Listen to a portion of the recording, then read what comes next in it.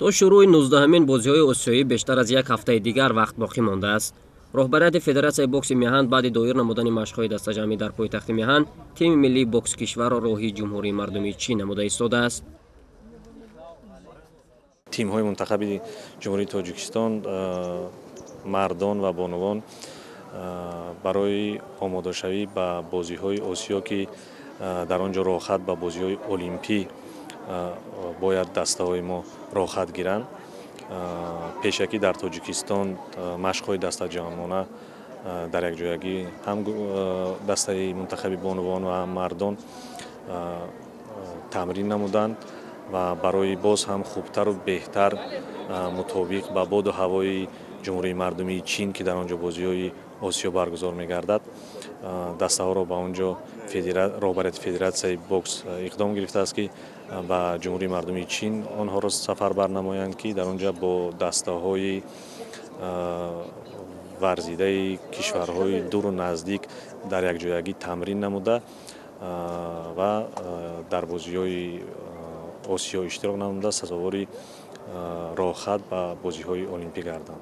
رحمت به رئیس فدراسیون بوکس جمهوری تاجیکستان که طول چند روز ما پیش از سفر کردن به دولت خطای چین ما مشق‌های دسته‌جمعی یکم زبارمون گذاشتیم و دوم زبارمون ما پیش از مسابقه بازی‌های آسیایی در خطای برگزار می‌گردد مشق‌های دسته‌جمعیمون پس از وی با بازی‌های آسیایی با در خانجو اشتراک می‌کنیم.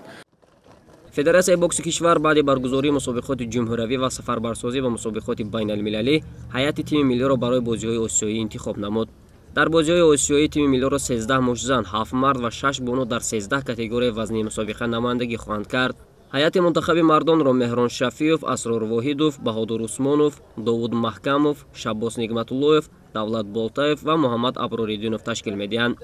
روحافزو اغنظرова، نگора олимова، миҷгона самадова، биби нишастамо холова، шоира зулқайнарова و меҳриноз музаффарзода шарафи тими миллиро миёни бонувон ҳимоя хоҳанд кард.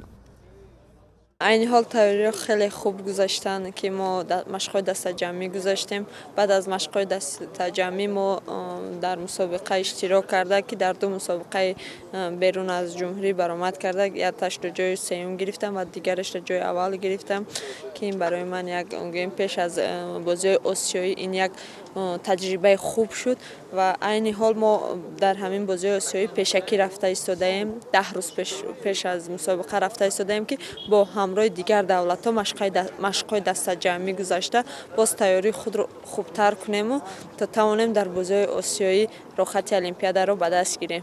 هر یک ورزشگر مقصدش همین خواهشش همین است که راحت المپیاد را به دست گرفته و در بازی المپی اشتراک کند. خدا کند که همه نصیبش همین راحت المپیاد شود. باید گفت که تیم منتخب بوکس میهن در طول سالهای صاحب استقلالی در بازی‌های آسیایی برای منتخب تاجیکستان 4 مدال، 1 طلا و 3 نشان برنجی به دست آورده است. یگانه مدال طلا به جهان قربانوف متعلق است که او همچنین یک نشان برنجی دیگر در حساب خویش دارد. سال 2002 عبدالسلام حسنوف و مهراج عمروف 2 نشان برنجی دیگر را برای تیم ملی تاجیکستان به دست آورده بودند. ما ورزشگران دستگیری‌های حکومت جمهوری تاجیکستان را احساس می‌نماییم.